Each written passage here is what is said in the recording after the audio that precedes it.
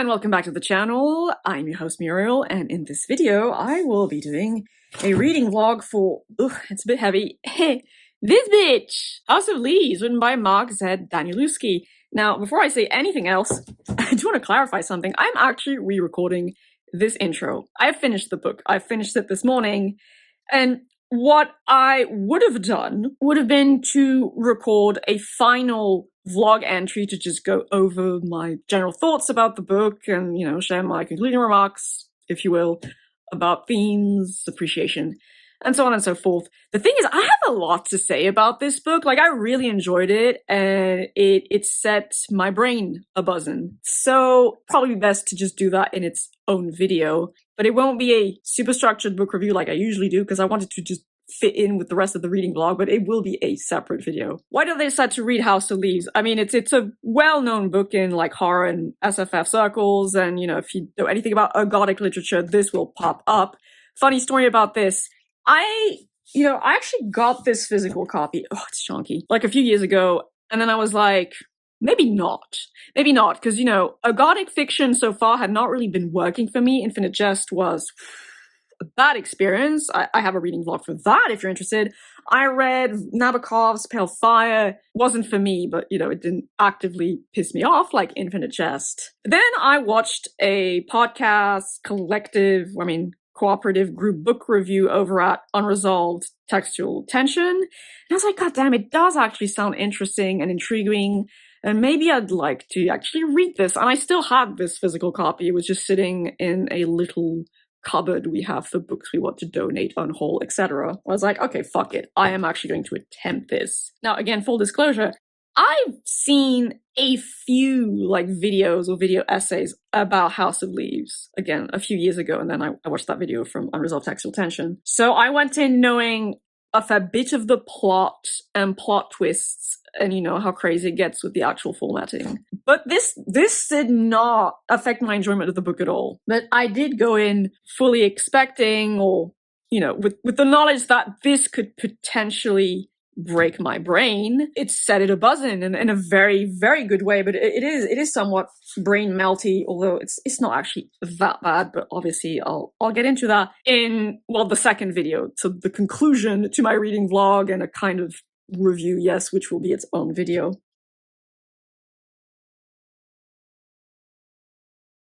I do want to actually already make a note just about the introduction. So I did already know that this is also kind of a Russian nesting doll type story. The book is written from the point of view of Johnny Truant, the aspiring tattoo artist. He seems like a low-life guy, but he also seems pretty educated. Though it was kind of funny that he commented upon a guy named Charles de Gaulle, and his first thought was like, oh, he's named after an airport. But then I guess that means he's traveled to France. And the way he writes seems pretty educated. So I have questions about that. So he writes this introduction. Him and his buddy lived in this housing complex with this, this guy Zampano lived in the same housing complex. He was 8 years old. He dies. And then his buddy Lude, which is hilarious because I'm just thinking of Quaaludes. Because also this guy says, I've been having nightmares. I've tried every drug under the sun to get rid of the nightmares.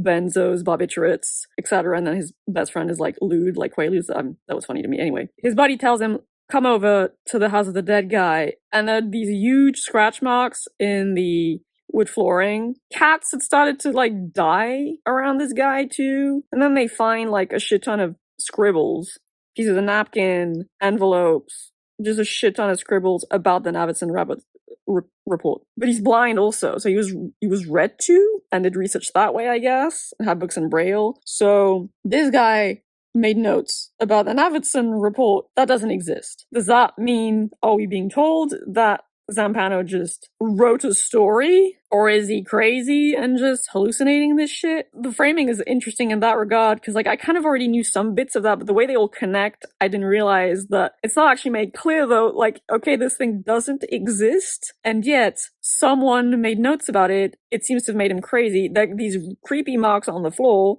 And then now the guy, Johnny Truant, says he wound up in a hotel room with blood on his body, and he says, I've been having nightmares. Which is great, because this very much confirms, like, even from the get-go, in the intro, This is cosmic horror in a good way. This is a compliment. This is 1000% cosmic horror. It doesn't matter if like the creepy, spoopy eldritch house at the heart of it all is real or not, if that was just like some trip-ass fiction created by Zampano. The fact is, he went nuts. And the fact that this thing, this story, real or not, is making people go nuts and weird shit happens around it, that is cosmic horror.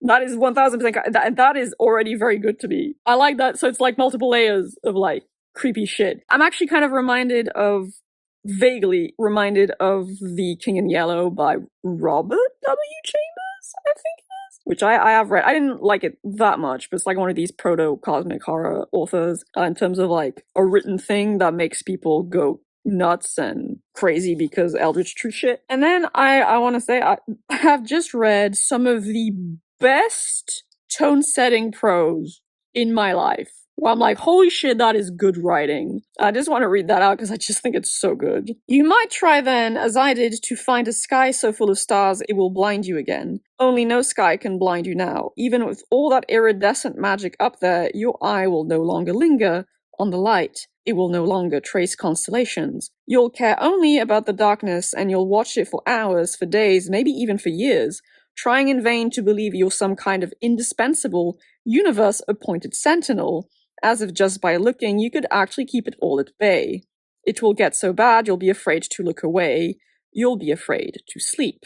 Then no matter where you are, in a crowded restaurant or on some desolate street or even in the comforts of your own home, you'll watch yourself dismantle every assurance you ever lived by. You'll stand aside as a great complexity intrudes, tearing apart piece by piece all of your carefully conceived denials, whether deliberate or unconscious. And then for better or worse, you'll turn, unable to resist, though try to resist you still will, fighting with everything you've got not to face the thing you most dread, what is now, what will be, what has always come before, the creature you truly are, the creature we all are, buried in the nameless black of a name. And then the nightmares will begin. I mean, you know, to each their own. Amazing. That is like 10 out of 10 tone-setting prose. Holy shit. 10 out of 10. My god. I'm not saying the entire book will be like that, but that bit of writing, absolutely immaculate. Like, holy shit.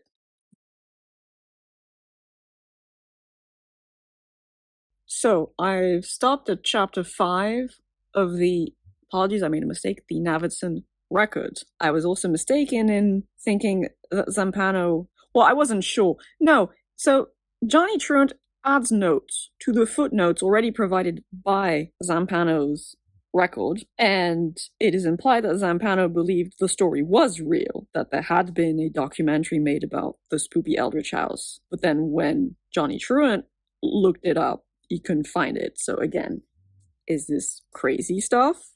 Is this real? Who knows, but people are losing their minds and getting nightmares. I have been introduced to the actual story with the house, this family moving into a house, Will Navidson being a well-acclaimed photographer. He's not married, but he has a life partner, they have 2 children together, and they move to that house. It's a compromise because of that well, it's not the marriage. Their relationship is a bit rocky because he's always away for his job to photograph, I don't know, like world events and stuff like that. And his partner's like, look, either you quit that or me and the kids are gone. And so the compromise is, okay, we're going to get this house out in the suburbs, mild countryside, but I'm going to make a documentary about the process of moving into a new home. They go out for a bit and then they come back and there's like a closet that wasn't there before. But then they were like, okay, there were plans for like a crawl space and like the actual house plans, but there weren't doors leading to this before. Navidson notices like a discrepancy with this closet space, that basically the house is a bit larger or longer, whatever, on the inside than it is on the outside. Basically the measurements don't match. And it's like, what the fuck? And so he measures it again, and then he calls in his twin brother. And you get backstory on these people. Navidson came from like a very broken family situation. The mother abandoned them. The father was a deadbeat dad and then he died, but he has a fraternal twin. He hasn't really been in relation with the fraternal twin, but he calls him because I guess he works in construction and stuff. It's like, could you come and we can measure this together? And still there's a discrepancy, and then they call on a dude who Navidson like did work with, photography work, who has like more precise measuring instruments for construction and stuff and architecture. That discrepancy is resolved, but then in the meantime, his partner Karen had been building a nice bookshelf for her books.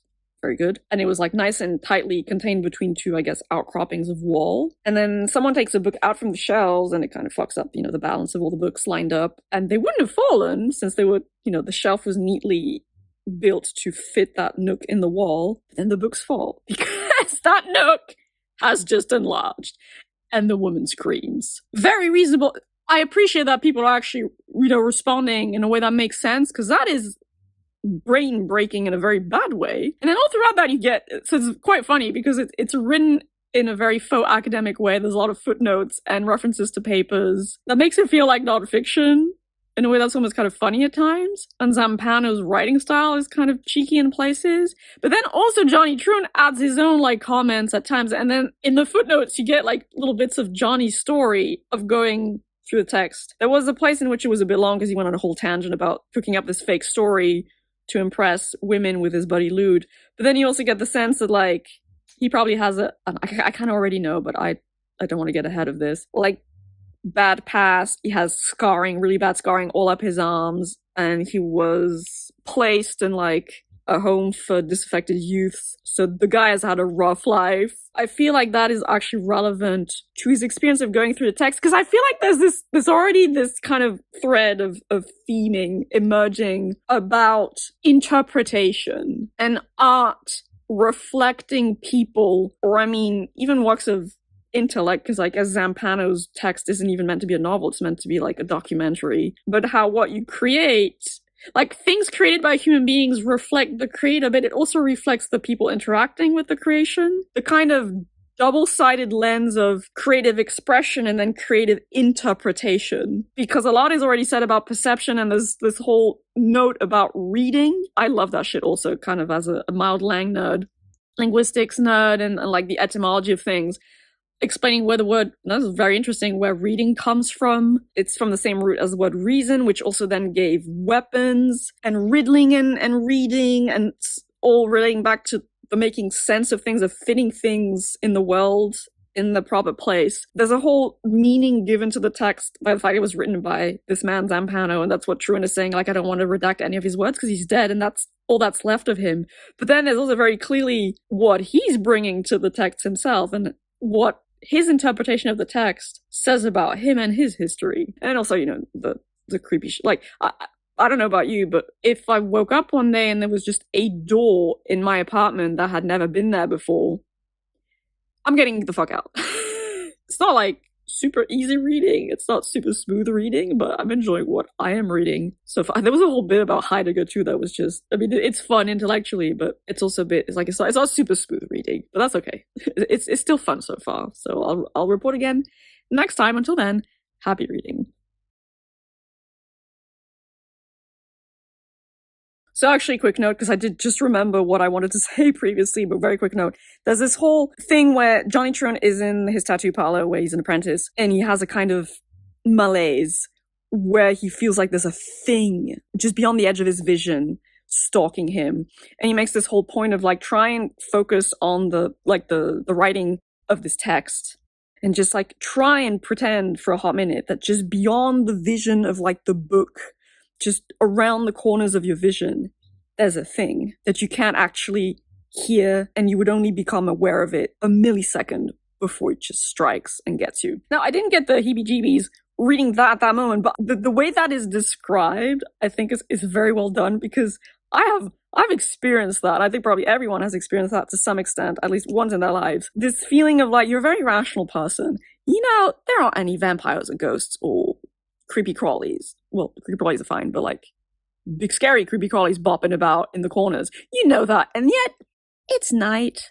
I don't know about you, but like me, it's nighttime in my own home. Sometimes you're in a mood where like I'll get up to go to bed. I'll get up from bed to go to the bathroom, and I'll just get this like feeling of like, there are any ghosts in the house? Hey, a friend. I do that, or like I just look down the hallway and it's dark, and you get this vague feeling of dread. It's very mild. Like, I'm not actually scared as such, but there's this unease. There's this unease of like, what if something just stepped out of the corner? A creepy shadow thing. Because I've also had I've had bad dreams like that.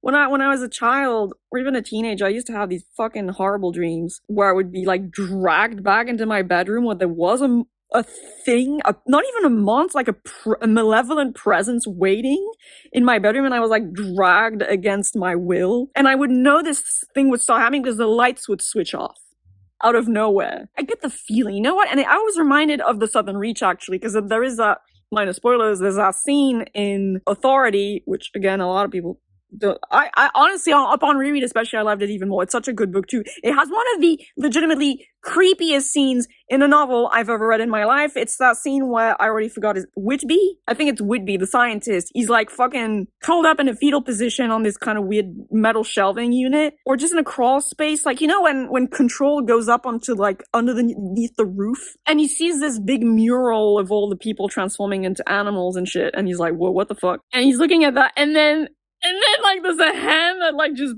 pokes him in like the back, and it's freaking Whitby, who's like, he seems like completely out of it, and he's just like he's just like curled up in a fetal position, and it's not like there is no monster, there's no gore, there's no violence, like there's nothing overtly scary happening, but I had like, it's that feeling. So I know exactly, and it's funny because recently I've been playing the video game Repo with friends, and there's a creature in there that's called a robe. It looks a bit like No Face from Spirited Away. And if you look at it, it charges at you and kills you. But this thing is completely silent, so it can just creep up behind you. And the other day, we knew it was bopping about on the map, and I just looked around and fucking killed, and I screamed. I was just not expecting that. I like that he took the time to actually describe that kind of process. This just lingering, almost primal fear of like the unknown, ultimately. The unknown in like a very perceptual sense of like, you can't know with your senses what is right there. I mean, I can see on the freaking screen, obviously, but like, you don't know.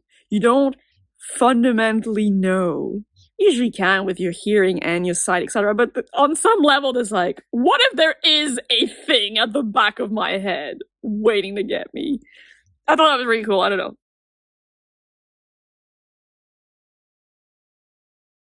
Point of praise first before I forget it.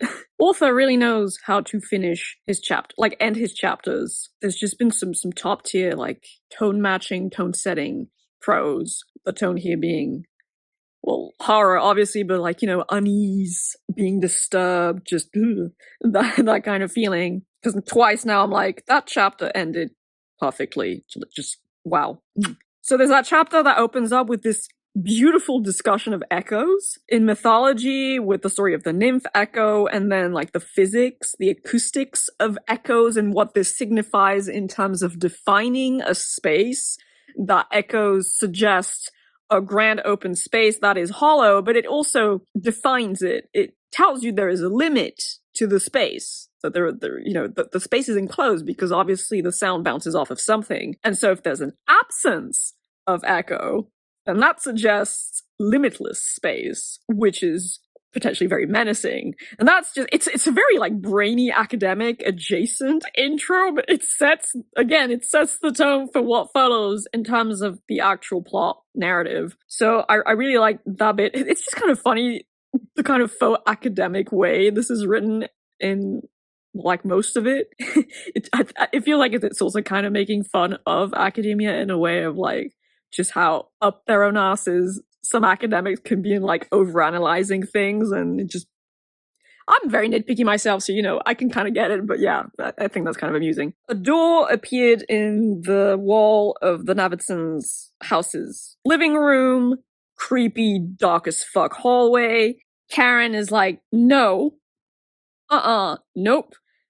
And she tells her partner, Navidson, like, you do not go down that hallway, fuck nah. So they install a door with like 4 bolts. And then eventually Navidson one night, he's like, I'm curious though. And so it's like 3 a.m. and he goes in to the hallway, and it's very like labyrinthine. And it seems like, I mean, there is a labyrinth on the cover of this thing. You can see what the light is like.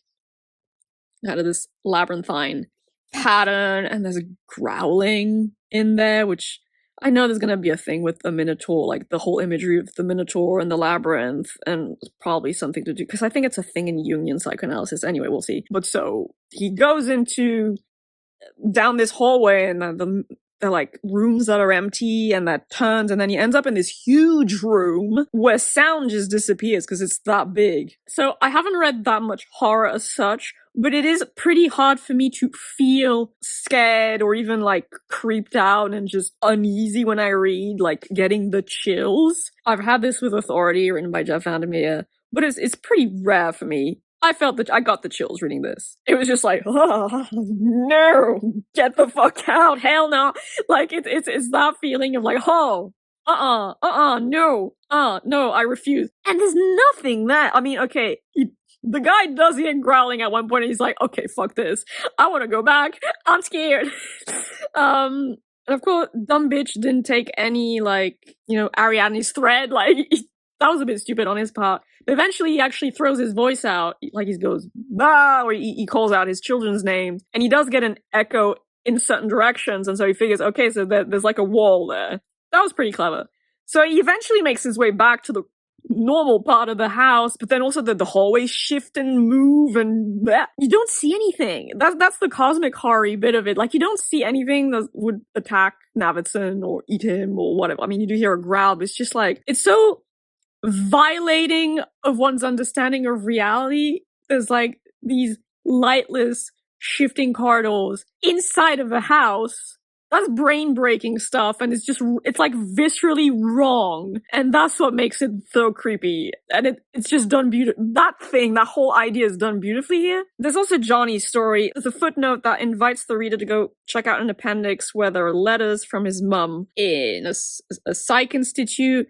I was going to read that today, but then I wanted to continue with the main story in the house. But at some point, I'm just going to take a chunk of time to just read all of that appendix. He tells us more about the fact that he thinks he sees a thing at night, and he's getting more and more obsessed with this whole thing. And just at times, the way he writes or expresses himself sounds like he's almost another person, which makes me think psychosis and or like severe PTSD flashback type thing.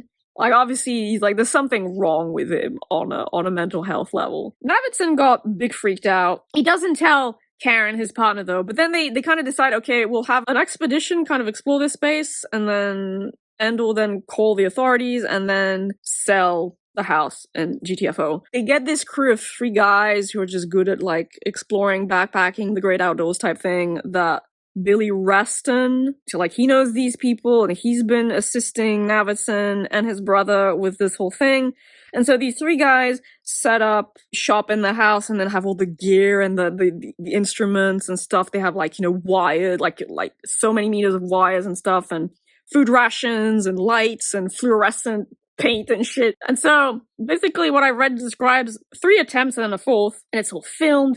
And so the leader of this team is called Holloway, and he kind of clashes heads with Navidson. They're both kind of like, leader in control assertive types. And Navidson just desperately wants to explore the inside of the house, but he kind of promised his partner that he wouldn't. And so that's the compromise they reached, to have this team go in. And again, there's like all the footnotes, like, the text itself, Zampano references all these other books and works and critiques of the movie that was eventually made of this, analyzing Karen and Navidson's marriage and their kids, and then the meanings of the house, and how the film uses this or that technique to express the limits of the space or the darkness of the space, but you can't fully capture, that kind of stuff. They eventually make it actually to a staircase, like a spiral staircase that just goes down into infinity. Because they throw a flare, I think, or just something down the stairwell, and that's the bottom. And so they start going down, and each time they spend an increasing amount of hours in the inside of the house. Like, the 3rd expedition is like 11 hours, and they start getting really exhausted, and like, okay. Then they decide the 4th one, they'll just straight up camp inside, and so they prepare food and tents and stuff, and they decide that they're going to be in there for like 4 days. And then, the kids hear it first, but the gist of it is the Navidson family get an SOS call. is what it is. Like it's tapped on. It's well, they hear it as it's being tapped on the wall from the inside, and it's like SOS. Because like so, Navidson's brother's still there, and Billy Reston is still there, and so the three of them then decide that they're gonna go in. And Karen obviously is very distressed, but so yeah, that's what they're gonna do. And Johnny is also not doing great, and so that's where I left it.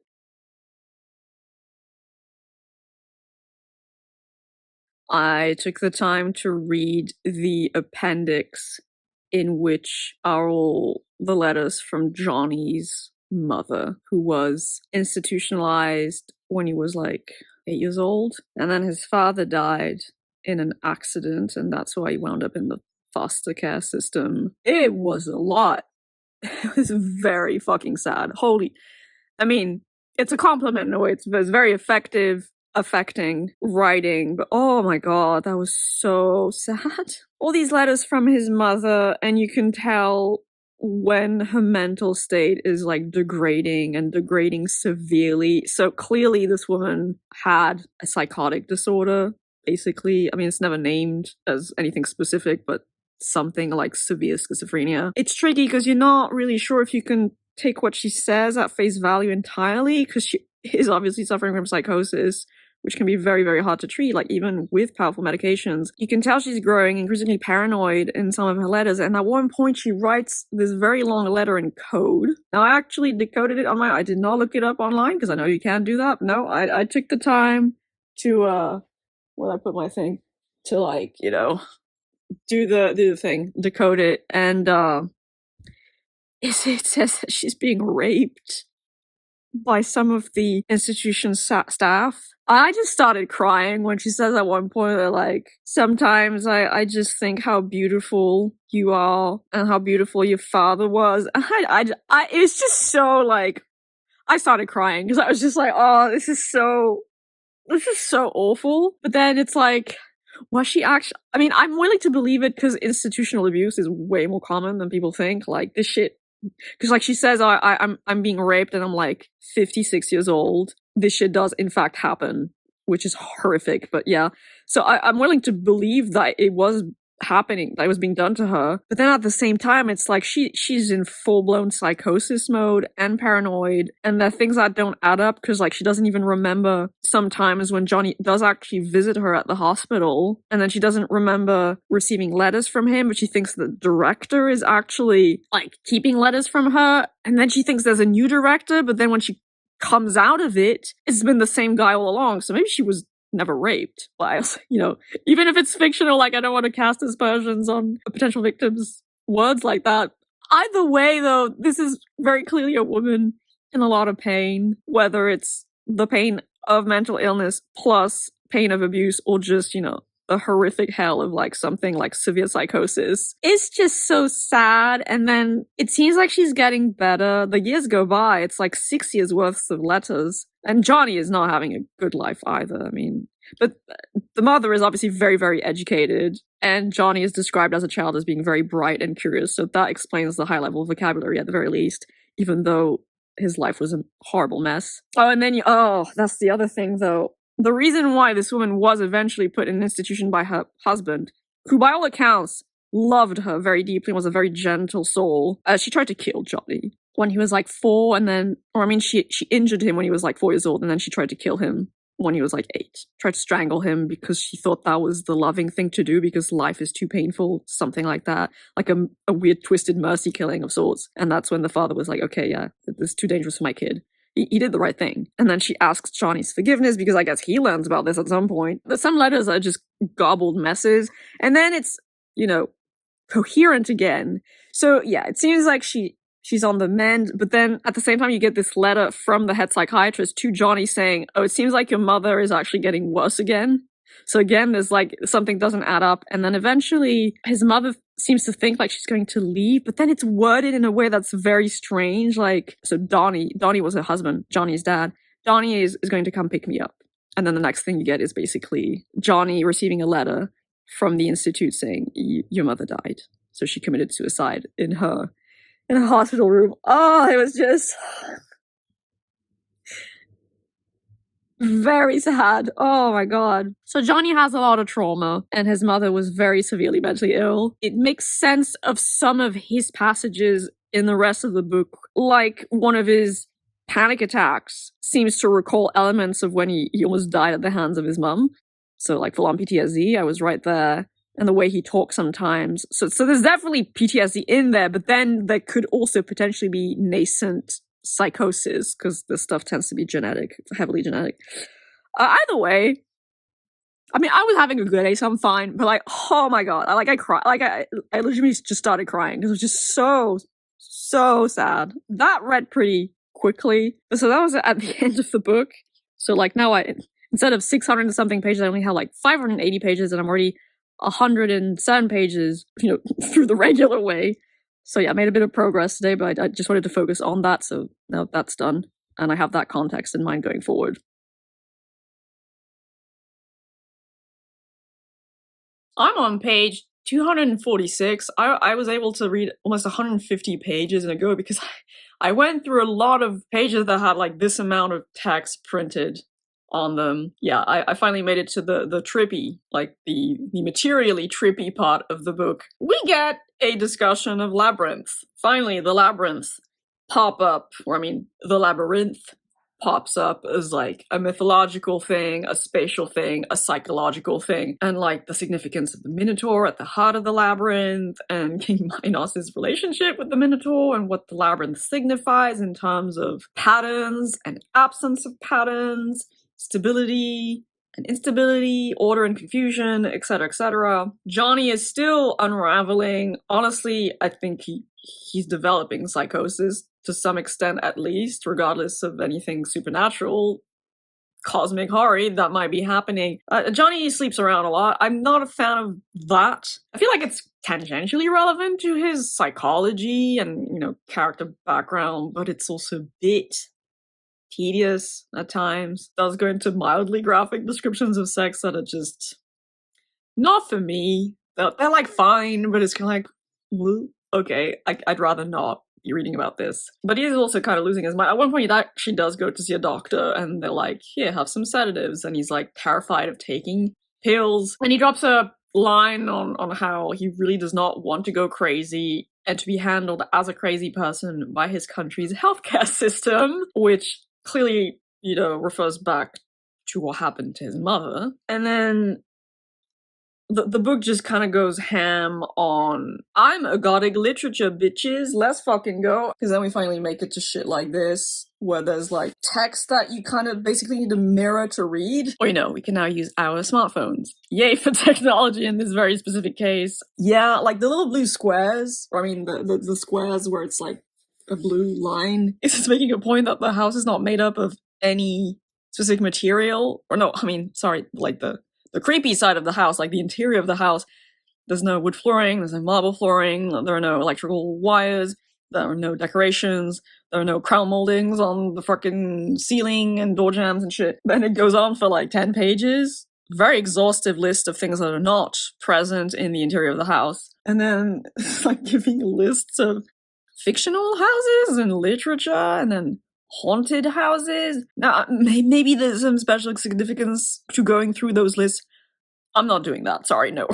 And then also the footnotes kind of get wacky. And footnotes have their own footnotes. I am getting PTSD flashbacks to Infinite Jest a little bit, but ironically, House of Leaves kind of touches upon some of the similar themes, or like themes, like little themes, thematic threads that Infinite Jest does, or try to, talking about like media, cinema, and art, and analyzing those things. But I find the House of Leaves does that 1,000 times more effectively, and in a way that for me is 1,000 times more enjoyable. Thankfully. There's quite a bit about cinema and then documentary filmmaking. This was kind of hilarious too. There's a point where there's this whole thing about image manipulation, that like filming something without any like fancy equipment or filters gives an assurance to the viewer that this is real, but then with digital film, and image manipulation, then that would introduce doubt as to the veracity of footage. And then you need to like organize bodies to ascertain that, no, this is real footage and this is true. The text is like, well, people won't ever really trust that anything that is filmed in a documentary is true because you can edit footage and add special effects. But if anything, a lot of people actually fall for fake things, fake news and, doctored images, and they think those are real. So that's not actually entirely true. If anything, history in the very short-term sense has proven that not fully wrong, but not fully right either. Anyway, I thought that was kind of hype. And of course, I'm kind of trying to interpret the formatting of the text itself, like these little blue boxes. Because ironically, at one point, like the box is empty and then the box is filled with like, it's black in like a square of text. And I feel like ironically, it's like, well, what do you make of it? Because the inside of the house seems to reflect the people who go into it to some extent. It shifts, but in ways that are partially unique to every individual that goes into it. And I feel like the box is kind of like an illustration of that. And it's like, this is an empty box. There's no text here. What do you put into the void of this box? And then there's kind of a line. I was like, well, okay. I'm assuming that this is actually kind of like the key to the entire freaking book. It's something about mazes that says, maze treaders whose vision ahead and behind is severely constricted and fragmented suffer confusion, whereas maze viewers who see the pattern whole from above or in a diagram are dazzled by its complex artistry. So like if you can see the blueprints of a maze, you're like, oh wow, but then when you're inside the maze, it's like chaos and confusion and, oh, come pick me up, mommy, I'm scared.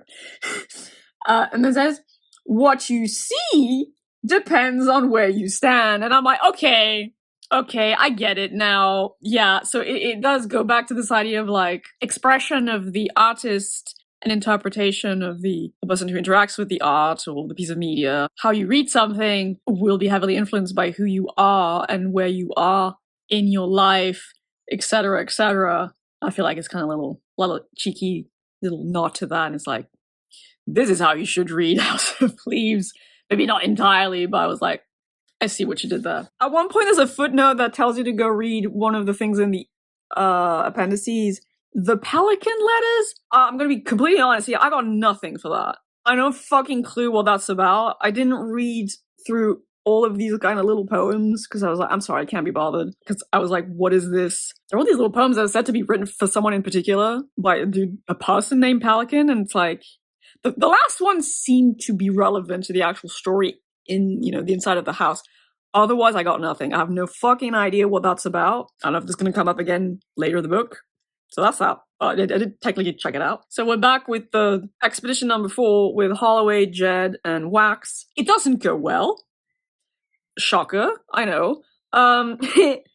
They get to the bottom of the staircase, but then it just keeps going. Like, the house just keeps going with corridors and rooms, and Holloway is very determined to go out there, and so he just goes further and further. The other two are kind of like, we want to go home. This is a bit much now, because it's cold too, and it's just oppressive. But Holloway, I think, he's starting to lose it, and then he hears something. Then they eventually decide to go back up the stairs, but then their provisions, because they'd left food and stuff while going down the stairs, a lot of it goes missing, and then they had neon markers made of cloth, is that how I understood it? On the walls of the stairwell, and they're torn off and degraded, and then the material becomes degraded. It's like the house is degrading this stuff, and Holloway is like really starting to lose it. And at one point he goes off on his own, because he thinks he hears the growl, and then he takes out I don't know, that was a shotty actually, but a firearm, I'm gonna say a shotty, fuck it, and goes after it, and then eventually he shoots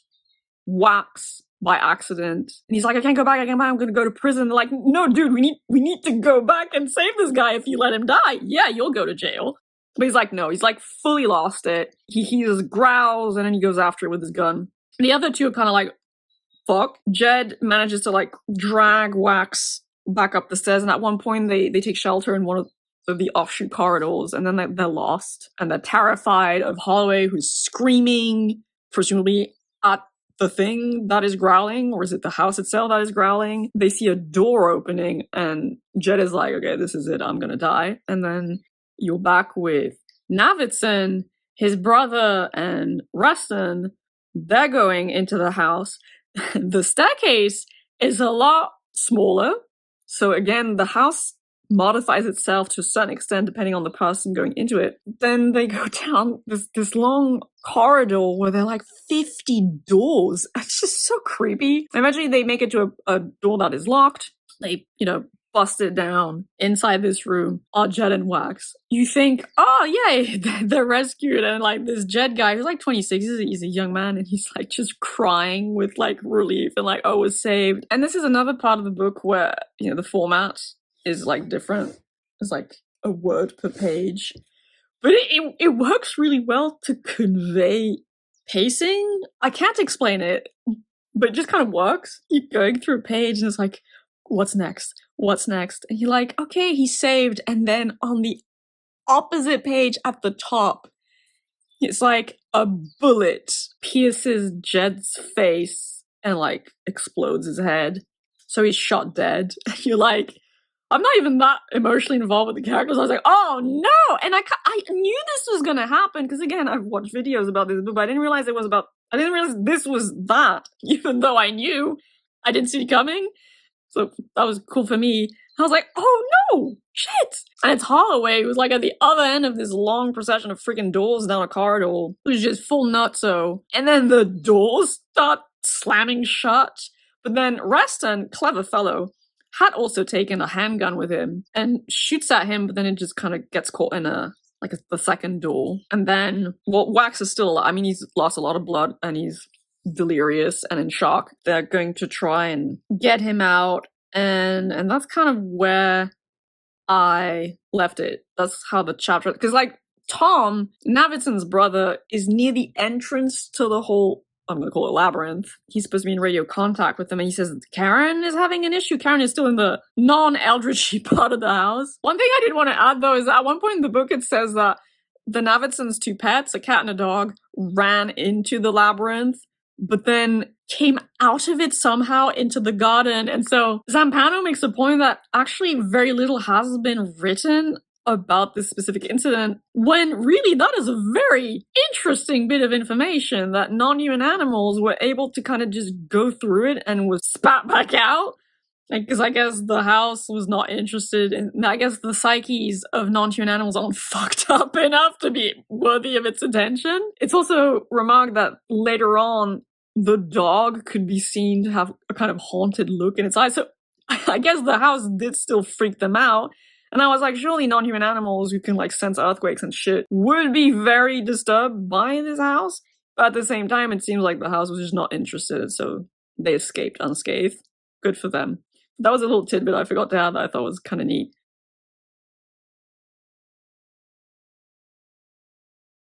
So I've made it to page 347, I think. So yeah, I downed about 100 more pages. There hasn't been that much new in terms of like purely thematic discussions and like the faux academia sections. It's been a lot of narrative, which was good, because I mean a lot is happening with the story of the house. So, well, first you get a section with like video diary entries of Navidson's brother Tom, and you get a bit more, there's like character analysis and psychological analysis of Tom and Navidson as brothers, as twins, and their differing personalities, and there's a whole comparison made with the story of Esau and Joseph in like the Ancient Testament. And then Zampano's writing has like bits missing here and there, and Johnny says that that's because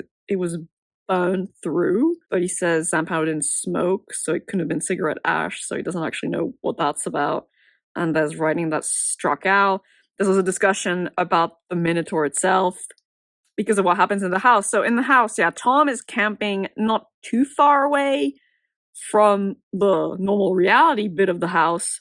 He's at the top of the stairwell. He records a little video diary entries, and he kind of talks to Mr. Monster, and he tells these funny little stories, and he's basically using humor as a coping mechanism because he is fucking terrified, but he tries to counter that by being like, hey, Mr. Monster, you can't eat me. I eat a lot of junk food and I smoke a lot of weed, so I would taste terrible. It made this character very endearing. It also just kind of reminded me of myself in a way, because I mentioned this before. There will be the odd times, it's the middle of the night, and I get in this weird kind of uneasy mood, and I'm like, I hear, just apartment or house sounds, and I'm like, if there's a ghost bopping about, hey, I'm a friend. So it just kind of reminded me of that.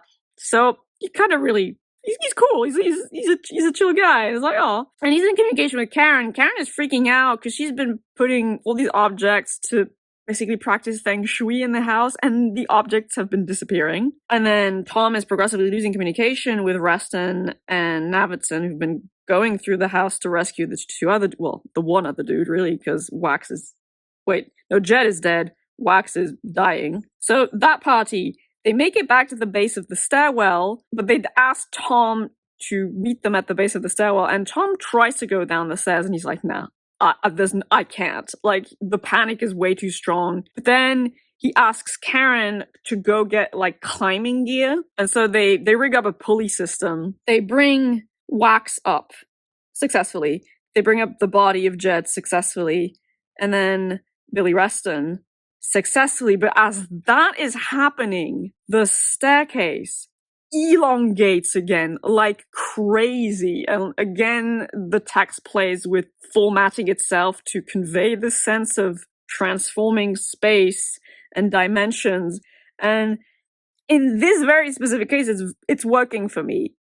The kind of combination of the actual prose, the substance of what is written, and how it is laid out on the page, there's a synergy there that makes it very emotionally effective for me personally. And so the cord snaps, and then Navidson is just stuck down there. And each time they successfully brought someone up, Tom would like toss a coin to like confirm they made it. But so this thing happens where Navidson eventually, because he loses sight of them, they've been using flares as well, and it's like, it seems this staircase has really shot up an insane amount. And the thing is, he eventually hears a coin drop on the floor, but it took 50 minutes for the coin to make it to the bottom. So because of like physics and shit, I mean, I didn't do the math myself, so whatever, but like the implication is apparently that now the length, like the depth or height, however you want to conceptualize it, of the stairwell is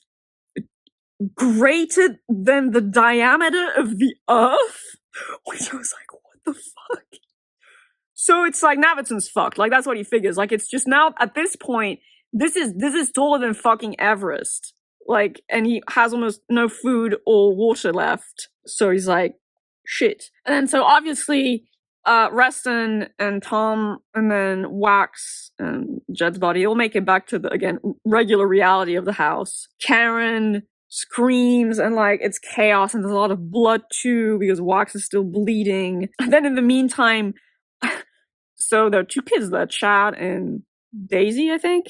One of their like school teachers had noticed that they'd been making really strange drawings, very disturbing drawings of like a dark square that keeps growing. And she notices that both these kids make this same kind of drawing, and she's like, I don't have formal training in psychology, but I've been a teacher for 20 years and been working with children for long enough to know when, there's signs of abuse or psychological distress.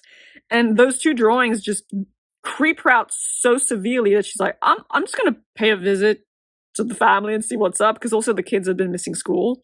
So she gets there just as the body comes back with a freaking dead body and someone on the brink of death. And she's like, she leaves. And then there's like police that comes and an ambulance. And so Wax is taken away. He survives. And Jed's body, I guess, is taken care of as well. And that's the breaking point for Karen. She's like, okay, fuck this. We are leaving. But then she's like, so where's Navidson, my husband? And like, Reston and Reston and Tom are like, he's still there. We don't know. Like, the staircase now is like an impossibly, like, the dimensions of it are just nuts now. Like, we don't know. We can't communicate with him. There's no radio connection or anything. But Karen is kind of like, okay, no, we're packing our bags. I'm going to my mother in like New York or New England. And the situation is very dire, to say the least. And again, parallel to this, so you have the Johnny story. I will say the whole thing with like Johnny meeting up random women, insofar as it's actually happening and having sex with them, and it's semi like graphic, it's a tad cringe around the edge. Like I don't really see what that adds to the story, or even Johnny's character development, or even like the paralleling of his psychological state and the story of the house. I'm kind of like, this is a bit much. I feel like that is kind of superfluous. I'm not a fan of that. It's just like, okay, we get it. But he's also just like, he's not showing up for work.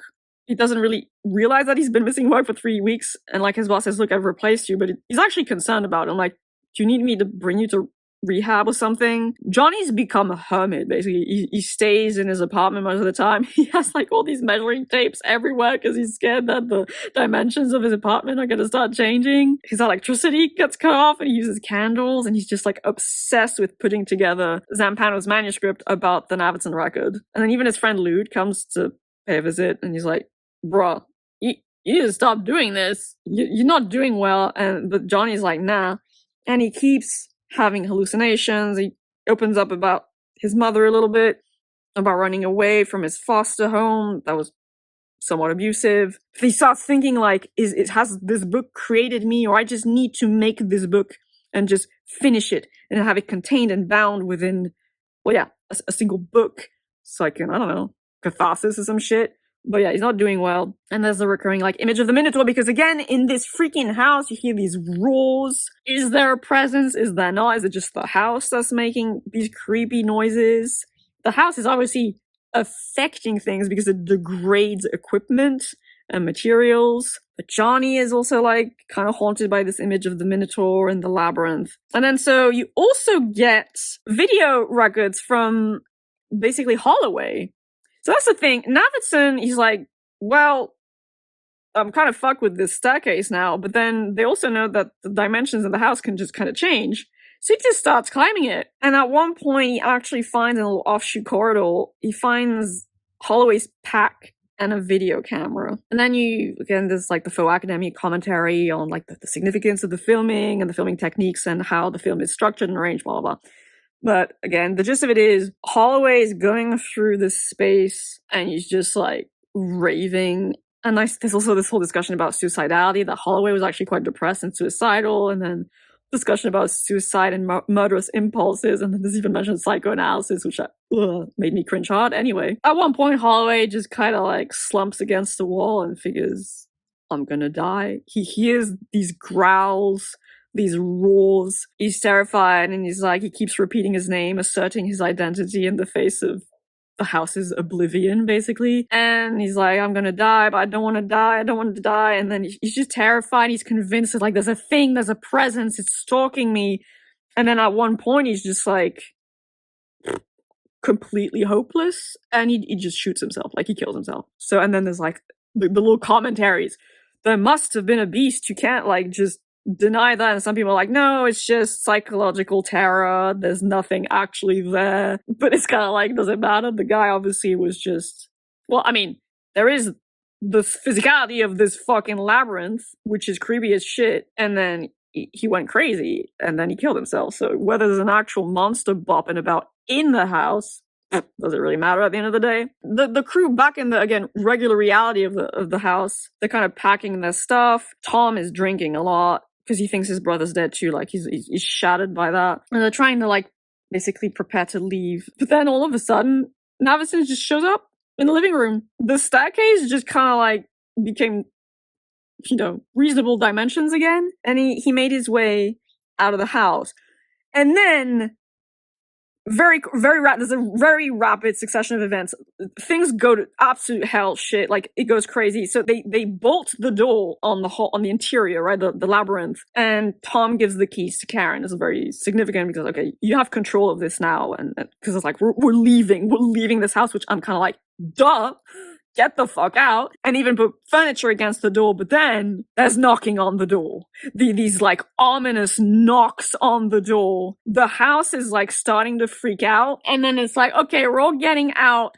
And then Karen is in, you know, the upstairs bedroom, and she screams because the ceiling is starting to collapse, and this like void blackness of the labyrinth is starting to seep through the actual rest of the house, she hides in like this little crawl space, closet type thing. She faints because she's claustrophobic. Navidson goes in to like get her out, puts her in the car. And then he's like, we need to get the kids because like their daughter Daisy is screaming somewhere in the house. And then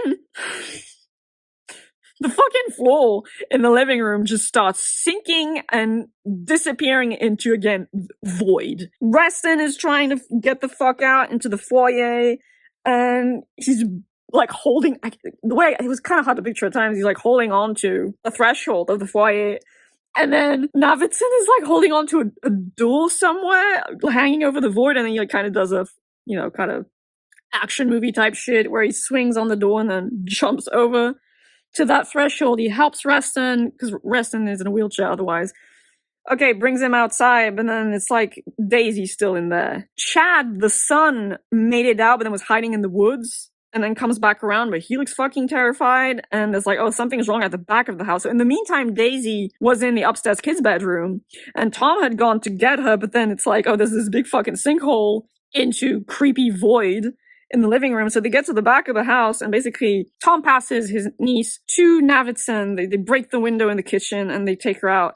But then it's like the walls are like trembling and shimmering, like breathing. Again, the kind of shit, again, minor spoilers, you have no authority, kind of remind me of that. And Tom is on the kitchen floor, and then the kitchen floor just starts like, it's like a conveyor belt goes backwards. I've had nightmares with this shit happens too, so that reminded me of that as well. But then when he doesn't try to move, it stops. And Navidson is like, through the window, he's like, I'll take you, just grab my hands. But then I have to admit, the way it was written was very confusing. I'm not entirely sure what happened exactly, because it says that the walls shifted and came down, and then Tom's fingers were shattered so badly that, you know, bones were jutting out. I'm kind of like, well, the walls literally come down on his hands. That was not super clear. But he's like severely injured, and he kind of looks at his brother, and Navidson is like looking back at him. He says, just crawl, just make it out. And then the floor again, sinkhole into like the void darkness of the labyrinth, and then you just hear a gasp coming out as a sound, and it's just like basically because you hear roaring as well, and then the house swallowed him, and that's how the latest chapter I read, and then it was like, oh, god dang, and then I felt sad for Tom, because he's a nice guy, and again, I kind of knew this was gonna happen, but even still, it worked. Like, I was in the story, and I was like, god damn, this is harrowing. I don't really have that much to add in terms of like theming or thoughts. Oh yeah, there was an appendix that a footnote directed me to that were like bits of like journal entries from Zampano that didn't really add that much outside of the fact it seems he might have had a lost love, and that's why he would use all these women to read texts out to him and take his notes. And he mentioned something about having wanted to have a son in reference to the myth of the Minotaur and King Minos. But yeah, not that much news added with that appendix, or I mean that section of the appendix.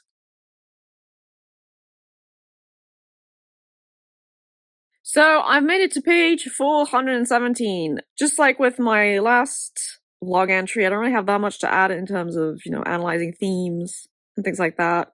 I'll more try and recount the actual story and the development of the book's argumentation. So we left off with the Navidsons escaping the house, basically, and Tom was killed by the house. So Karen goes back to New York with her kids and lives with the mother, I think, and then she kind of hooks up with a man who she had an affair with previously. I was a bit confused by this, because in the beginning of the book, there's this whole hoopla about Karen potentially having been unfaithful to Navidson, but then that was not the case. But then I guess she did have an affair with this guy, or maybe it wasn't a super serious affair. Whatever. So they are separated. Navidson and Billy Reston are still like in Charlottesville, I think it is. They stay to try and make sense of the mystery of the house, because they have some material evidence, because each time they went in the spooky inside of the house, they took samples of the wall, the staircase, the floor.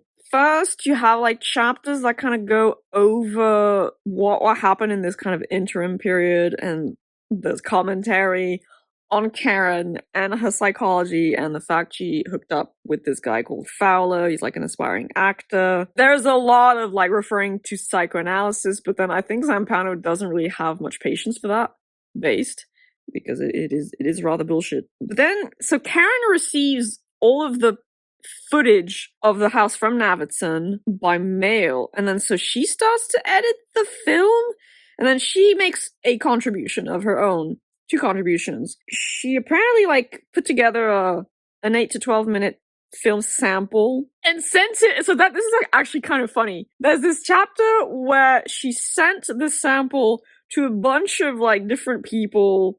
There's an architectural engineer or structural engineer. There's like a man with a PhD in cognitive and computer science, but then there's also like Stephen King. There's Jacques Derrida, and then Camille Paglia too, and oh yeah, Stanley Kubrick.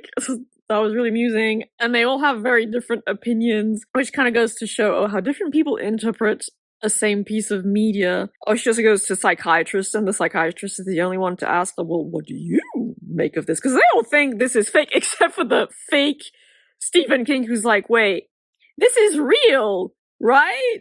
Where is this house? But then you don't get anything further than that. That was kind of funny. And then Camille Paglia, I guess this was in her still kind of feminist days. She's like, oh, the house represents the womb, and that's why men want to go into it and explore it because of womb envy, which was just funny. Then there's like a playwright who thinks it's fucking stupid that there is no visible monster, so it's like a poorly designed story because he really thinks it's fiction. I guess no one is clued into the fact it's supposed to be a documentary film. That was amusing. So like, these little snippets of interviews that Karen had with all these figures. And then there's a description of a little film she did that kind of goes over Navidson's career and all the photographic work he did abroad. It's basically a kind of love letter to him, or it's her way of expressing just how much she loves the actual person he is. And so all these commentators are like, oh, she's evolving from her codependence on him to actually loving the human being in him as an equal partner. But yeah, so she goes over his photographic work, and you learn that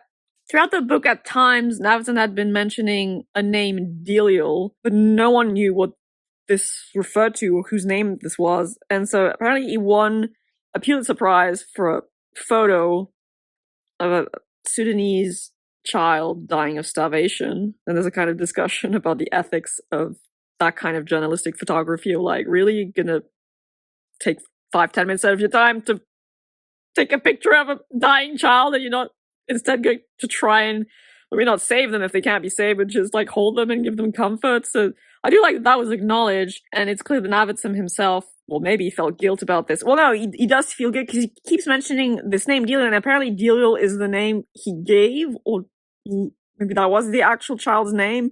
But in any case, that's the name he refers to this child by. And you learn this because Karen filmed the back of this prize-winning photo, and I guess she wanted to show the deep humanity and compassion that was at the heart of his work as a photojournalist, just recording all the horrors of humanity, but then trying to focus on the beauty of human beings and human beings trying to survive despite everything and trying to help each other, etc. So Navidson does have a good moral compass, and Karen really does truly love her partner, even though they're separated.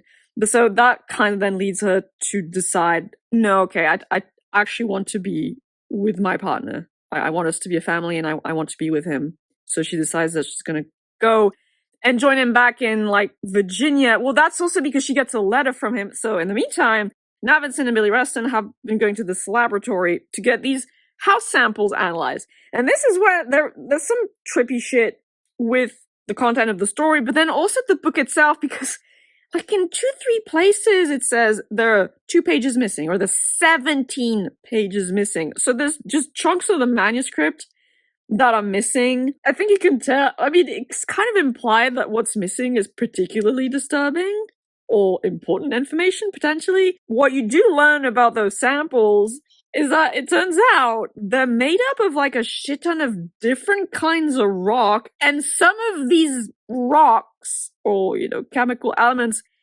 date to potentially, well, maybe not the Big Bang, but like from before the creation of the solar system, which is like, what? So that's the kind of trippy cosmic horror bit of this. Is like, what the fuck? Like, who made this house? Where does this house even freaking come from? I feel like, ironically, it would have been less effective had, you know, the writer decided to have the samples made of, oh, this is a material we've never even encountered before. No, it's like an entire spectrum of types of rocks, and then some of them date to 100 years ago, some of them date to 1 billion years ago, and then some of them date to like 5 billion years ago, so like before the formation of the solar system, and that's just like, eh? And there's also, oh yeah, because then it goes into the theories as to why Navidson then decides to go back to the house. Because he does. He has a conversation with Billy Reston, and Billy's like, okay, dude, there's nothing more we can try and learn about this house. We need to involve greater authorities, National Geographic, National Science Foundation, maybe it's not mentioned, but that's what I'm throwing out there. And he's like, yeah, but then he drinks and drinks and drinks a lot, and then in the morning he's gone, and Reston finds a note and then a letter that Navidson asked him to give to Karen. So Navidson has gone back to the house, and then it goes into like this discussion that there's been 3 great schools of thought as to why Navidson decided to go back to the house, and one is like, oh, he wants to possess the house, and then no, it's like guilt over putting the people he loved in danger and the lives that were lost because of him, and so it's fundamentally kind of an impulse to suicide, because I mean his brother died and that really affected him because he really deeply loved his brother, and so it's guilt, and also so maybe to try and get an answer, and then also just a form of suicide. And then the third school of thought is like, it goes into like, because it's the school of thought originates with this couple of married psychiatrists who again do some psychoanalytical bullshit of like analyzing some of Navidson's dreams, but then the last one, which is apparently the most disturbing, is missing. Then it's funny because their explanation doesn't really feel mutually exclusive with the preceding one, that like apparently the people who'd been in contact with the house all developed psychosomatic symptoms. So I guess the theory is that he goes back to the house to cure himself. Because then apparently they say at the time he went back to the house, into the house, then all these other people started getting better. They even suggest that the house is God, because they analyzed this letter he wrote and sent to, or had sent to Karen, and you can tell, I mean, he's very, very drunk, and he's feeling terrible about his brother being dead. He mentions this child, Delial, and how much he loves his wife, but he says, you know, that I need to know, I need to explore the house, you know, he doesn't actually say this, but the idea is this house haunts me and I need to get at the bottom of it, and then I also feel awful about myself, blah, blah, blah, blah, blah. They're like, oh, it's not a house of God, it's not even one of God's houses, the house is God. And I'm like, okay, I wouldn't go that far. I don't, whatever, but that was kind of amusing too. But then there's also a little bit about some of the scholars having tried to establish a kind of pedigree or like history for this house, and so they try to tie it back to this like, what's a colony, and that they found this journal in an old antique bookstore in Boston that referred to this guy that was with this colony, and apparently it mentions 3 guys going out in the wilderness to try and, or maybe they're just lost in the wilderness. They're very close to death. It's like the dead of winter. They don't have food, shelter, anything. But then they eventually come across stairs. The suggestion is that it's the same staircase as the house is, and so it would have been there back in like the 17th century, which is like, ooh, creepy. And then beyond that, they just don't know.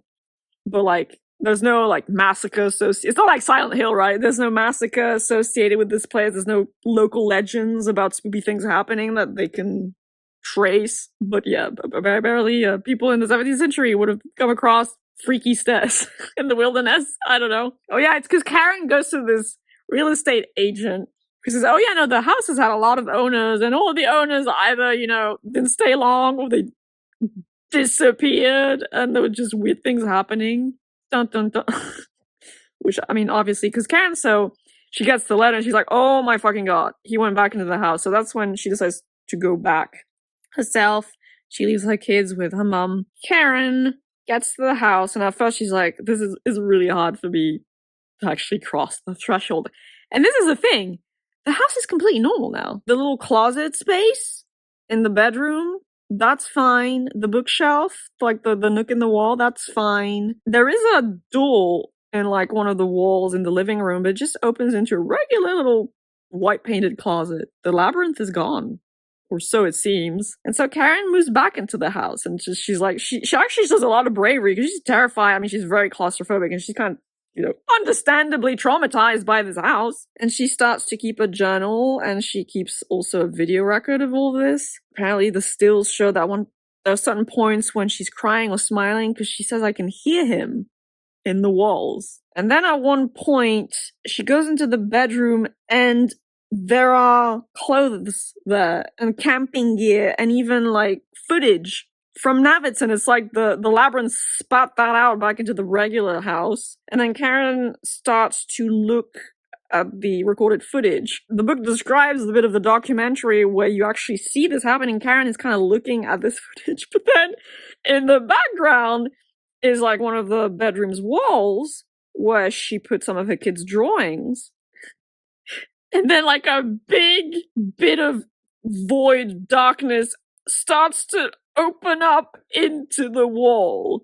Like it swallows the pictures and it's basically the labyrinth kind of opening up into the wall of the house again. And Karen is completely unaware of this. And that's where the chapter ends. And then in parallel to all this, we got good old Johnny. Johnny is no bueno. He is starting to realize that he might indeed be developing schizophrenia or a related psychotic disorder, just like his mother did. He's in terrible shape and condition. He's lost a lot of weight. He can barely sleep. Apparently he stinks. He's unwashed. I mean, he has no electricity in his apartment anymore. And at one point, he actually leaves the apartment. He says, I'm gonna go. I'm sorry.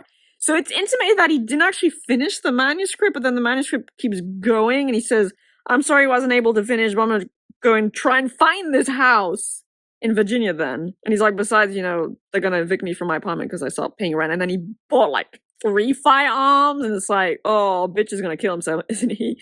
I mean, I don't know. And yeah, at one point he describes one of his nightmares. He's basically the Minotaur in the Labyrinth. And he's being murdered by a guy, and then he's being murdered by one of the women he had sex with, and it leaves him screaming his head off in the middle of the night and drenched in sweat. And he had this little locket from his mother that had a little letter that basically he wrote her when he was like 11 years old. But then he sells the locket to get money to leave and have his firearms. Johnny's just lost it big time. Mix of PTSD, definitely, and, baby schizophrenia, and it's being unlocked by this manuscript. So I did it! Woo! I finished House of Leaves this morning, all in one go. I thought I'd finish tomorrow, but no, I finished it today, and, damn. I left off with, like, Karen deciding to go back to the house. Oh yeah, no, she's looking at the tapes that the house spat out back at her. Navidsons tapes from inside the house, and there's this gaping void opening up behind her. So the chapters you get after that, you do get Navidson's experience in the house on his own, and there's an introduction that goes into one of the whys that may have been as to, well, why Navidson went back to the house, because he goes back over, again, those kinds of theories about guilt, self-obliteration, or obliteration by house, and then altruism, because I misrepresented it doesn't really matter, but I misrepresented one of the schools of thought that apparently going back to the house would cure the other people affected by the house, whatever. And then Zampano, I guess, it comes from him, says, well, isn't one of the obvious potential reasons just artistic perfectionism?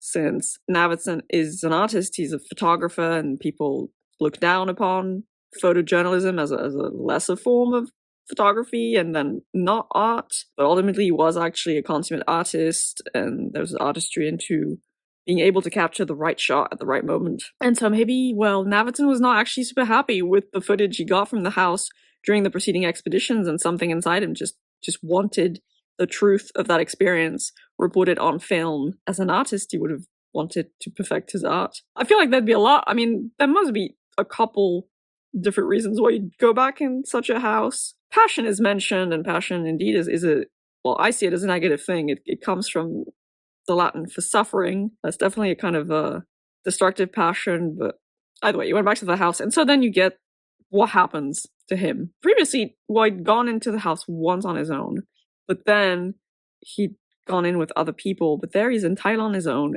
and it gets the trippiest it's ever been. He takes a bicycle with him and he loads it with provisions and equipment and instruments. Well, maybe not so much instruments, but equipment and obviously recording equipment. He takes a book with him too. There's a cute little twist with that. He rides his bike in the house, and he just rides for, they give miles. I don't do imperial units, but like kilometers worth of cycling. And then the hallway starts to slope down, and he's like, okay, I've gone along, he says he has an odometer. So he's gone a long distance. He's like, okay, now I'm going to try and go back, because otherwise I'll be completely lost. But then he tries to cycle back up, but then eventually it slopes back down, and any direction he goes, it slopes back down. And I think something in him is just kind of like, acceptance.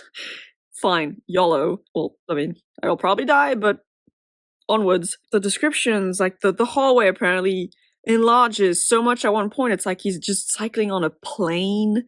The roof comes down really low over his head at one point, and then it shoots back up into sky, and the corridor narrows, and then eventually really seems like he's just on a freaking plateau inside the house of utter darkness. And then at one point he has to kind of like emergency brake the bike, and he falls off of it and injures his leg, because he basically arrives at the very edge of a massive precipice into complete void, the abyss. He just senses it, because obviously he can't really see it, and it's like compared to climbing Everest. And there was an expedition there was a man on an expedition up Mount Everest that apparently almost fell off a cliff as well, but he could just sense that there was just nothing. And then he finds, I forgot to look the word up in the dictionary, I'll have to do that, a bartizan.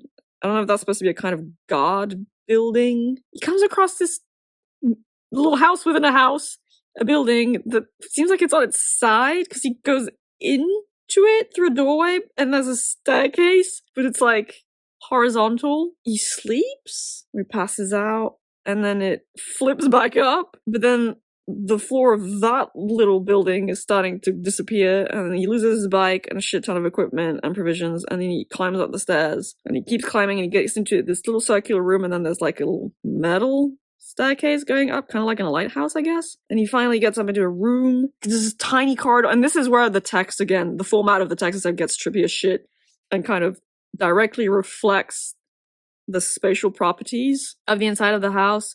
Like the text becomes narrower and narrower, and it's like this little square of text that gets narrower and narrower as Navidson is crawling through this tiny little freaking passageway. And then eventually it enlarges again, and he gets into a room, and there's a window in front of him. There's never been a window in this unspace, and it's like, wow. And he captures it. He goes through the window onto this little ledge, but then the second he looks back, the window has disappeared, and there's just like a wall, and he's on this ledge, and there's just void. And he throws flares out, and he just manages to capture the flares.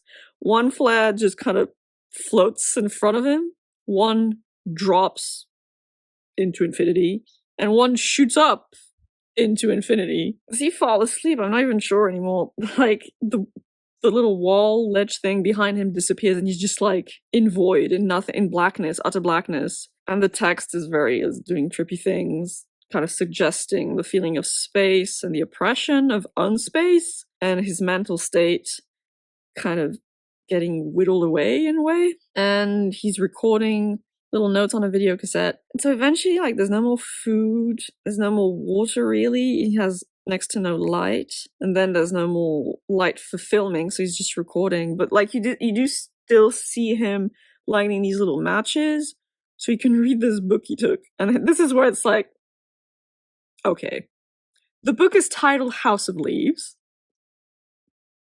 Fine.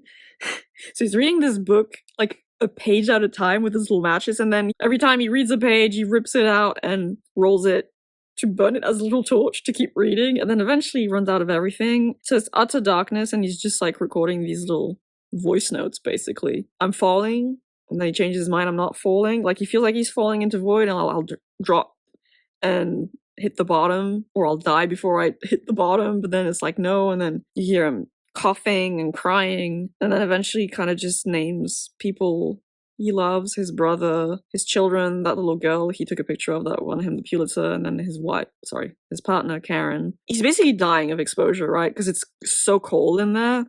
I mean, he doesn't have food, he doesn't have water, and it's freezing cold. Well, maybe not freezing, but it's so cold. But then he sees a little pinprick of blue light. I forgot to say, there are like words in color in this book. The word house, for instance, is systematically printed in blue. So I was trying to figure out like why this is. This could be a clue. There's also a snippet of poem that I think was meant to have been written by Zampano. And one of the appendices, I'll come back to this, that compares a house to planet Earth. So our blue planet. So maybe that's why the word house is printed in blue. But then Johnny also tells us that some of his mother's letters had words inked in color. So anyway, I don't have a solid answer, but I feel like those are clues perhaps to why that's printed in color. And then we basically have a very long chapter that is the conclusion of Johnny's story. And so we get Johnny's journal entries. To try and make a long story short, Johnny is completely losing it. He ends up being in this like hotel for basically homeless people or poor people, just very mentally ill people. He's camping there, and there's lots of people screaming in the corridors, blah, blah, blah. Eventually, his friend Lude, who'd been like physically assaulted, he dies of because he's just so hopped up on painkillers. He gets into a car accident. Johnny encounters a woman he'd been sleeping with and her extremely jealous and violent boyfriend who had assaulted Lude. So he gets beaten up by this guy, and then he describes going into massive rage mode, like psychotic rage mode, and being like a beast and killing that guy, and then on the brink of raping and killing the woman, which I was like, oh, please no, please come on, don't do that. So that's supposed to happen in October of 1998, but then he says, I have this huge gap in my memory, and there are all these journal entries from earlier in the year, and so you get a kind of snapshot journey of like him going to Virginia and all that area to try and find the house, but then it's like, no, actually I want to try and find where my mother was hospitalized, and it was called The Whale, and I feel like that refers back to the story of Jonah and the Whale, which is kind of referenced a couple times in the text. So he goes there and he finds her room, and he's reflecting quite heavily on his mother. He wants to find the house he grew up in, I mean, until he was shipped off to foster care. But it's been razed. There's like a lumberyard now. Johnny freaks out and he's escorted away. And so then after that, he makes his way back to California. There's this altercation with the man and this woman he slept with. Oh, before that, there's like a couple of fake out entries where he says, oh, I met up with a couple of doctor friends in Seattle and they took care of me and gave me medication and I was all better. And then he's like, ha, psych, you actually believe that? You actually fell for it? I actually kind of fell for it. But no, that didn't happen. So he gets back to Cali. That happens, but then you learn that no, he didn't actually kill anyone. He did beat up the guy, but then he left, and the woman, Kiri, they drove off. So there was no rape and savage murder. I'm kind of glad about that, to be honest. And so he's back in this hotel, and then you get this entry from in the future, like almost 6 months later, and he's in Flagstaff, and he's like homeless and poor. He winds up in this bar, and then he hears a song being played by a cover band called The 5.5 Minute Long Hallway, and he's like, oh my god, is that a reference to the story of the Navidson record? And he goes to chat with them, they're like, oh no, this refers to this book that we found on the internet that's called the Navidson Record, written by Zampano and edited by Johnny Truant, and it has a cult following. So it's kind of doing a weird, like, mirror imaging type thing, Ouroboros type of storytelling. I don't know how else to, like, qualify it. I don't know, is that meant to imply that Johnny did, in fact, publish the manuscript or had it uploaded to the internet? And he's like, oh, sweet, something was made of it. And then it's like, and then I was fine and I knew things would be alright. But then it just shifts straight back in October, so 6 months earlier. He goes to a beach and then he burns the manuscript. And he's kind of implying, oh, who's to know what's in the past, in the present, what is remembered, what is made up. Because Johnny has been described as being a very talented storyteller and liar. Like, he can just make shit up on the fly and bullshit people. So then is that entry from August in the future fake? Because also his mental state is completely fucked. So he burns the manuscript and he looks at the sunset or the sunrise. And then he shares his very last story about a baby that was born with holes in its brain and is kept on life support. It could barely breathe, and basically the doctors are like, this baby's never going to have an actual life. It relies on machines. So, we should like unplug it and let it go. But the mother's like, no, not yet. And she speaks very softly to this baby, or to her baby, and sings to it. And all the nursing staff and doctors are kind of very moved by this and fascinated. And this goes on for 4 days. And then the mother is like, I'm ready to let go. But he says, but can I just have one last moment with my baby? Oh, sorry, sorry. I forgot a thing. Hold that thought. Johnny also tells us that one of the very last thing he thinks about is, so the whole thing with his mother, that she didn't try to kill him. That what he in fact remembers was, so crying as a little boy when his mother is being taken away to the psychiatric hospital, he's holding onto her wrists very strongly, and he doesn't really understand why she has to be taken away because he's like 7, and him crying and his mother trying to like comfort him, and he's like, it's okay, little Johnny. And so he's like, my mom never tried to kill me. I made that up in my head to have a reason to resent her leaving me. But then, like, we have the letter from his mother saying, I'm sorry I tried to kill you. So then, like, is it like a coping mechanism on top of a coping mechanism? That, like, he was trying to process the trauma of being killed by his mother almost, and then it's like, no, actually, that was false, and I made that up to cope with the fact she left me. So it's like, who the fuck knows at this point? Either way, losing your mother, in whichever way when you're that young of a child, if your mother was otherwise shown to love you and care for you, would be traumatizing for a child. So I think that at least is true. So he tells this story of the baby. So the fictitious mother with the fictitious baby.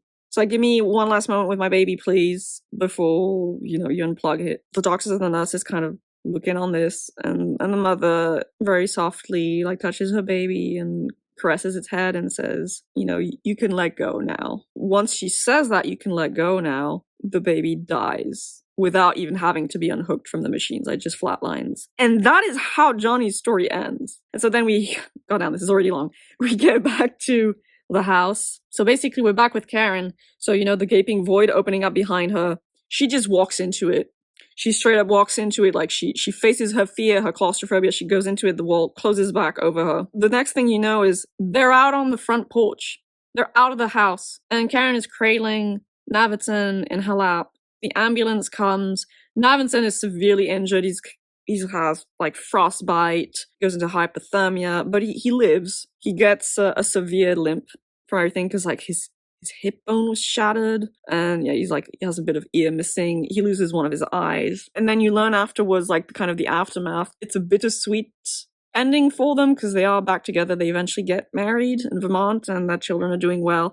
Karen actually gets cancer, but then goes into remission, and she looks pretty battered by the cancer, but it says when she smiles, it's very warm and happy and full of light. But it's like, the trauma of the house stays with them. And then the only way we know anything about Karen's experience is because she gave an interview. She went into this space. She was terrified. She didn't know where to go. There was this this was so dark, but all she could think of was the love of her partner. And so she says, because I thought it, I manifested it, basically. And so she comes across Navidson, and she was like, I held him and we were in the dark. And they were like, how did you get out? And she said, the house dissolved around us and then we were outside. The last question that the interview asks is, in the house? Like, what do you mean did it dissolve?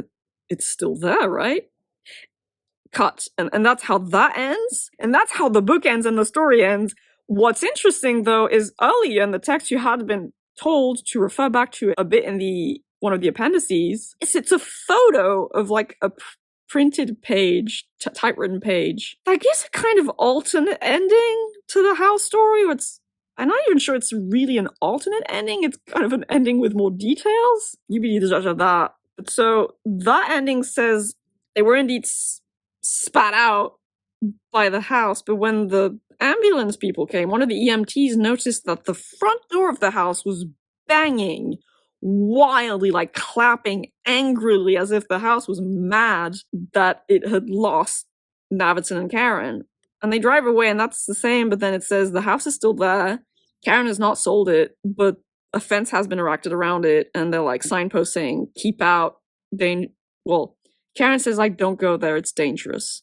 And it's like, keep out. And so the house has been abandoned. So that is all. And then the only thing I read on top of that were little poems that Zampano had written. And one of them mentions the House of Leaves. It talks about grief and experiencing life in the world as a kind of house of leaves right before the wind blows it all away. So it kind of speaks to the impermanence of things and the fragility of things. It's quite melancholy, but it's beautiful. And then there's a section with just quotes and excerpts that, again, kind of refer back to various bits of the text, talk about echoes and the labyrinth and stuff like that from various sources. A lot of it was I'm surprised at the amount of French stuff in there. For me, solid 7.5 out of 10, because I do have criticisms, I do have things I didn't like, but it was very good. Very, very happily surprised that this worked out so well for me. Very, very good. I'm excited to go into more detailed thoughts next time. So, as I stated in my re-recorded intro, I won't actually be adding another vlog entry going over my concluding remarks, if you will, my general thoughts about the book. I have a lot to say about it. I kind of want to get into the themes I got out of it and bits of the story that really stood out to me, etc. So I kindly invite you to check out the follow-up video I will be doing for this reading vlog, which will be its own kind of book review for House of Leaves. So in the meantime, I hope you enjoyed this, main body of the reading vlog, that you found it interesting, engaging, entertaining, just a way to kill time, that's perfectly good too. And I'll see you in the next video. But until then, hope you have a lovely day, evening, whichever time of day you prefer. Do take good care of yourselves, and thank you for watching. Yeah, bye-bye.